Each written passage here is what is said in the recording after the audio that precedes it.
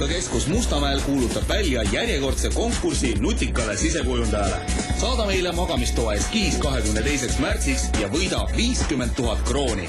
Mängureeglid meie kodulehel mustikas.ee.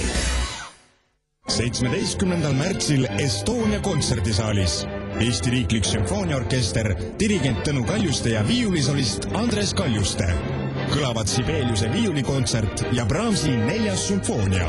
Kaljuste ja Kaljuste 17. märtsil Estonia kontserdisaalis. Siemens ja Segafredo esitlevad. Vaid märtsis saad Siemensi täisautomaatse espressomasina Maakri tänava esindussalongist, On-Offi, Viva Elektroonika ning pluss-miinus Euronixi kauplustest enneolematu 8495 krooniga.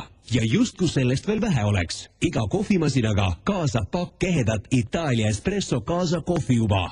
Märts on espressokuu. Sellel nädalal kuulete Kuku järjejutuks Mika Svarupi esikromaani Miljardimäng, mille on inglise keeles tõlkinud Riina Jesmin. Ram Mohammad Thomas võidab telemängus 1 miljard ruupiat. Kohe pärast seda lasevad mängu korraldajate vahistada, sest nad ei usu, et lihtne kelner võib ausalt teel sellise mängu võita. Rami päästab politseist noor advokaat, kes laseb noormehel seletada, kuidas too kõiki vastuseid teadis. Autor on maalinud raamatus India elust kireva pildi, kus leidub inimlikku headust, traagikat, alatust, vedamist, hädasid ja mõrvu, õnne ja õnnetust.